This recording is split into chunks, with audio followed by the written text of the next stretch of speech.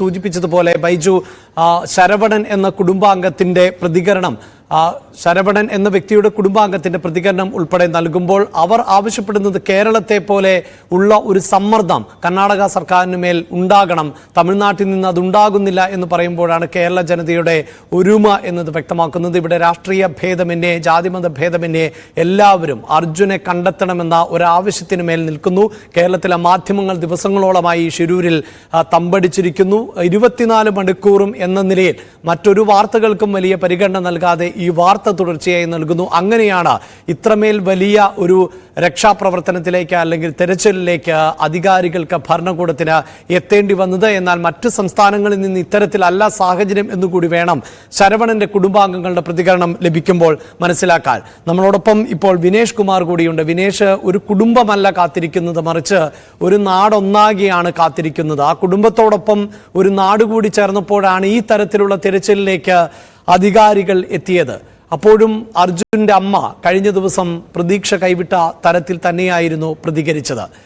എന്താണ് ആ നാടിന്റെ പ്രതീക്ഷ, കുടുംബത്തിന്റെ അവസ്ഥ?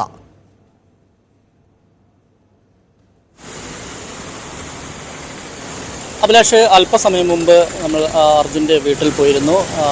അച്ഛനെ കണ്ടിരുന്നു, അച്ഛനുമായി സംസാരിച്ചിരുന്നു, അതുപോലെ ബന്ധുക്കളും ഉണ്ടായിരുന്നു. എന്തായാലും അവരുടെ പ്രതീക്ഷ പൂർണ്ണമായും അറ്റുപോയിരിക്കുന്നു എന്ന് തന്നെ പറയേണ്ടിയിരിക്കുന്നു.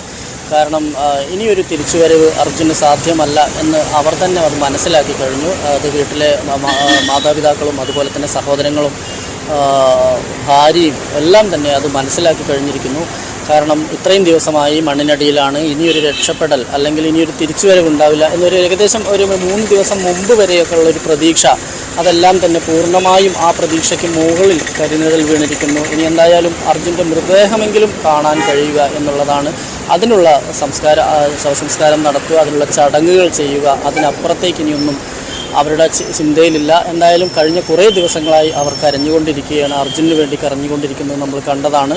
എന്തായാലും ഇന്ന് രാവിലെ അവർ പറയുന്നത് കഴിഞ്ഞ 2 ദിവസമായി വളരെ ഊർജിതമായി തന്നെ രക്ഷാപ്രവർത്തനം നടക്കുന്നുണ്ട്, അല്ലെങ്കിൽ ഇതിനുള്ള തെരച്ചിൽ നടക്കുന്നുണ്ട്. എന്തായാലും അതിൽ തങ്ങൾക്ക് യാതൊരു തരത്തിലുമുള്ള എതിർപ്പുമില്ല. നല്ല രീതിയിൽ തന്നെ തുടക്കത്തിൽ 2-3 ദിവസം ആരും കാണാതെ പോയി, അല്ലെങ്കിൽ വേണ്ട രീതിയിലുള്ള ഒരു തിരച്ചിലോ അല്ലെങ്കിൽ രക്ഷാപ്രവർത്തനമോ ഉണ്ടായില്ല എന്നുള്ളൊരു വിമർശനം നിലനിൽക്കുമ്പോൾ തന്നെ ഇപ്പോൾ വളരെ ഫലപ്രദമായി തന്നെയാണ് കാര്യങ്ങൾ നടക്കുന്നത് എന്ന് തന്നെയാണ് ഇപ്പോൾ അവർ പറയുന്നത്. അല്പസമയം മുമ്പ് നമ്മൾ അവരുടെ ബന്ധുക്കളുമായൊക്കെ സംസാരിച്ചപ്പോൾ അവർ ഇവിടെ നിന്ന് തന്നെ ഇപ്പോൾ കോഴിക്കോട് നിന്ന് തന്നെ